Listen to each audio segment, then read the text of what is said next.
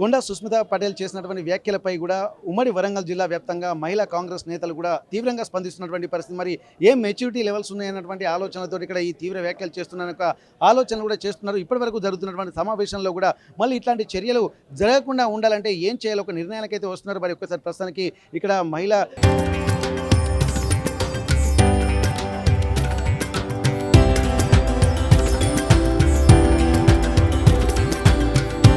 తరతరాలుగా తరగని స్వర్ణ బంధాలు మన మానిపల్లి జ్యువెలర్స్.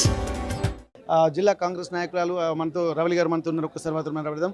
రవలి గారు, ఇప్పటి వరకు జరుగుతున్నటువంటి పరిస్థితుల్లో మహిళలు అన్నప్పుడు ఒక నిబద్ధతగా ఉండాల్సినటువంటి అవసరం ఉంది. పార్టీకి ఇంకా సర్వీస్ చేసే విధంగా ఉండాల్సినటువంటి పరిస్థితి అని చెప్పి అంటున్నారు. మరి నేను కొండా సుస్మిత పటేల్ చేసినటువంటి వ్యాఖ్యల్ని మీరు ఎట్లా చూస్తున్నారు? మెచ్యూరిటీ లేని కామెంట్స్. ఎందుకంటే తనకు సభ్యత్వం లేదు. ఒక ముఖ్యమంత్రి స్థాయి వ్యక్తిని గుడిసెలో ఉండే అతను కూడా ఏ రకంగా విమర్శిస్తాడో, మెచ్యూరిటీ లేని గుడిసెలో ఉండే ఒక ఓటర్ ఎట్లా విమర్శిస్తాడో ఆ రకంగానే కొండా సుస్మిత వ్యాఖ్యలను భావించాలి. తనకు పార్టీలో ఏ పదవి లేదు. మేము 10-12 సంవత్సరాలుగా పార్టీ కోసం మొత్తం తెలంగాణ మొత్తం తిరిగి ప్రతి నియోజకవర్గంలో ఏ నియోజకవర్గంలో పనిస్తే ఆ నియోజకవర్గంలో పనిచేస్తూ అనేక మంది ఎమ్మెల్యేల గెలుపులో భూమిక పోషించిన వాళ్ళం మేము. అయినా మాకేం లేకున్నా కానీ మేమేం పార్టీని నిందించలేదు, ముఖ్యమంత్రి గారిని నిందించలేదు. పార్టీ ఏ రకంగా నిర్ణయం తీసుకుంటే ఆ రకంగానే ఉండాలనే ఉద్దేశంతో కట్టుబడి ఉన్నవాళ్ళు. ఆ రకంగా మేమున్నప్పుడు అంటే తన అన్న మాటల్లోనే మెచ్యూరిటీ లేదు. 36-38 సీట్లు వస్తే ఎమ్మెల్సీ ఇస్తా అని చెప్పి అన్నారు అని చెప్తున్నారు. అంతకు మించిన రెట్టింపు సీట్లు ఈరోజు వచ్చాయి కాబట్టే దానికి మించిన రెట్టింపు స్థానం క్యాబినెట్లో మంత్రి హోదా వచ్చింది. దాంతో సాటిస్ఫై కావాలి. అనుకున్న దానికంటే ఎక్కువగా వచ్చినందుకు ఎవరైనా ఆనందపడతారు. అంతే తప్ప అయ్యో 36-38 సీట్లే రాలేదు, మా నాన్న ఎమ్మెల్సీకి కన్ఫర్మ్ అయ్యేటోడు కదా అనే రీతిలో మాట్లాడడం అనేది మెచ్యూరిటీ లెవెల్స్ ఏ రకంగా ఉన్నాయో ఇండికేట్ చేస్తుంది. కాబట్టి తన వ్యాఖ్యలను పట్టించుకోవాల్సిన అవసరం లేదు. ఎట్ ద సేమ్ టైం తను కొండా అనే పేరు పెట్టుకుంటుంది కాబట్టి ఒక క్యాబినెట్ మంత్రి కూతురు కాబట్టి ఆ వ్యాఖ్యలు ఇంత దుమారం రేపుతున్నాయి. అంతే తప్ప ఏదైనా కొండా సురేఖ గారు కానీ మురళి గారు కానీ మాట్లాడినప్పుడు ఈ వ్యాఖ్యలను సీరియస్గా తీసుకోవాలి. కాకపోతే ఒక తల్లి చాటు అంటే తల్లి తండ్రి ఇంటి పేరు పెట్టుకున్న అమ్మాయి మాట్లాడింది కాబట్టి ఎట్ ద సేమ్ టైం ఆమెను కంట్రోల్ చేయాల్సిన బాధ్యత ఇద్దరి మీద పేరెంట్స్గా ఉంటుంది. నువ్వు రాష్ట్రంలో 2 జోడు పదవులు అంటే ఏదైతే క్యాబినెట్ దేవాదాయ శాఖ మంత్రి కానీ ఫారెస్ట్ డిపార్ట్మెంట్ కానీ రెండింటికి నువ్వు శాఖల్లో మంత్రులుగా ఉన్నప్పుడు అట్ ద సేమ్ టైం ఇంట్లో ఉన్న అమ్మాయిని కూడా ఏ రకంగా పార్టీ మీద మాట్లాడాలి, ప్రభుత్వం మీద మాట్లాడాలి, ఏ రకంగా సీఎం రేవంత్ రెడ్డి గారికి గౌరవం ఇవ్వాలి అనే స్థాయిలో మాట్లాడితే బాగుంటుంది. ఈ మధ్యకాలంలో అనేక మందిని చూసాం. సన్ స్ట్రోక్ వచ్చిన వాళ్ళంటే కొడుకులతో స్ట్రోక్ వచ్చి పదవిని కోల్పోయిన వాళ్ళని అనేక మందిని చూసాం. అంటే వాళ్ళు పేరెంట్స్ అధిపాజ్ఞలో ఉంటారో ఉండరో మనం చూస్తున్నాం. అదే రకంగా అదే కోవాలోకి ఈరోజు కొండా సుస్మిత గారు పోవద్దు అని నేను కోరుకుంటున్నా. ఎందుకంటే సురేఖ అక్క అంటే చాలామందికి ఏ రకంగా పనిచేస్తుందో ఆప్యాయతగా రిసీవ్ చేసుకుంటుంది. పని చేసినా చేయకున్నా ఏం జరుగుతుందో అది తెలుసు.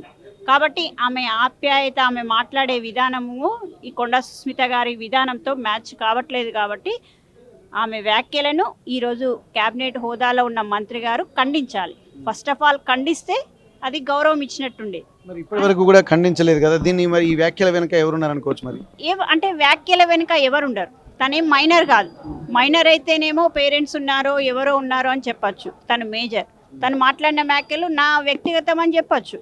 కాబట్టి ఆ వ్యక్తిగతమైన కామెంట్స్కు కొండా సురేఖ గారి కూతురు అనే ఏదైతే క్యాప్షన్ ఉందో ఆ క్యాప్షన్కు లోబడి ఈరోజు కొండా సురేఖ గారు బయటకు వచ్చి నా కూతురు చేసిన వ్యాఖ్యలను తప్పు అని ఖండిస్తే చాలా బాగుండేది. దాని వివరణ కోసమే ఈరోజు పీసీసీ నుండి కమిటీ నుండి ఏదైతే షోకాజ్ నోటీస్ వచ్చింది, ఇంకొక 1-2 డేస్లో తన వివరణ ఏమిస్తుందో చూసిన తర్వాత ఈ విషయం మీద మాట్లాడితే బాగుంటుంది.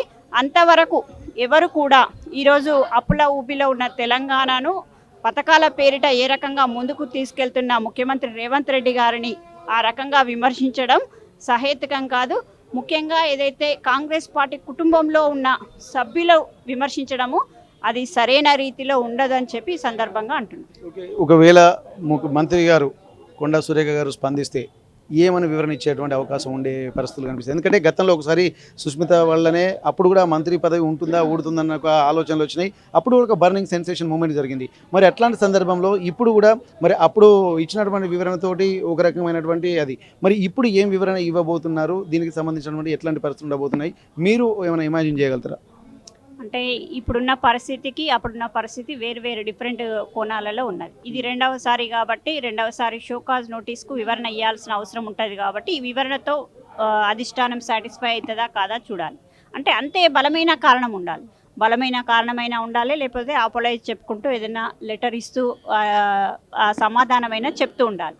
ఆ రెండింటిలో ఏది జరుగుతుందో చూద్దాం. ఈరోజు అంటే కొండా సురేఖ గారు కొండా సుష్మిత గారు ఏదే విచక్షణ కోల్పోయి ఆవేశంలో అన్న మాటల, లేకపోతే ప్రజల మధ్యలో చప్పట్టు కొడుతుంటే ఏం మాట్లాడాలో తెలియక మాట్లాడిన మాటలు అనేది ఒక కన్క్లూజన్కి రాలేము. కాబట్టి ఎవరు కూడా ఈ రకమైన వ్యాఖ్యలు చేయొద్దు. ఈ వ్యాఖ్యలు కొండా సురేఖ అంటే ఒక క్యాబినెట్ హోదాలో ఉన్న మంత్రి కూతురు చేయడం అనేది చాలా దురదృష్టకరం. ఈ వ్యాఖ్యలను ఎవరైనా ఖండించాల్సిందే, ఇట్లాంటి పునరావృతం కాకుండా చూడాల్సిందే.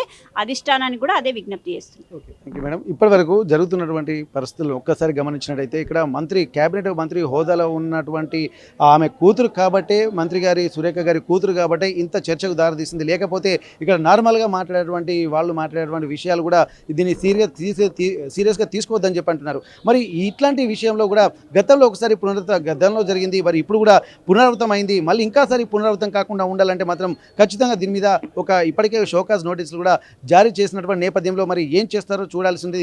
కానీ ఇక్కడ పిల్లల్ని కూడా కొంత అదుపులో పెట్టాల్సినటువంటి అవసరం అయితే కనిపిస్తుందన్నటువంటి విషయాలు కూడా వారు మాట్లాడుతున్నటువంటి మాటలో మనకు స్పష్టంగా అవుతుంది. ఏదేమైనప్పటికీ కూడా రాజకీయ దుమారం రేగుతున్నటువంటి నేపథ్యంలో వరంగల్లో కూడా ఒక గతంలో కూడా ఒక ఉమ్మడి వరంగల్ జిల్లాలో సఖ్యతకు మారుపేరుగా ఉండాల్సినటువంటి కాంగ్రెస్ పార్టీ ఇక్కడ అనైక్యతతోటి కొంత ఇబ్బందులు పడుతుందన్నటువంటి విషయాలు కూడా ఒక దృష్టికి వస్తున్నటువంటి నేపథ్యంలో ఈసారైనా సరే వాటిని మొత్తం మళ్ళీ ఇటువంటి చర్యలు పునరావృతం కాకుండా ఒక తాడిపై ఉండే విధంగా ప్రయత్నాలు జరుగుతున్నాయి. అందుకోసమే మళ్ళీ ఇక్కడ ఉమ్మడి వరంగల్ జిల్లాలో ఉన్నటువంటి ఎమ్మెల్యేలు అలాగే ప్రధాన నేతలందరూ కూడా మళ్ళీ ఒకసారి సమావేశం కాబోతున్నారు. మరి ఆ సమావేశాల తర్వాత కూడా మరి అధిష్టాన నిర్ణయాన్ని దృష్టిలో పెట్టుకొని మరి ఎట్లాంటి చర్యలు ఉంటాయో వేచి చూడాల్సిందేనని చెప్పి ఇక్కడ ఉమ్మడి వరంగల్ జిల్లాలో ఉన్నటువంటి కాంగ్రెస్ నేతలు, మహిళా నేతలు చెప్తున్నటువంటి పరిస్థితి.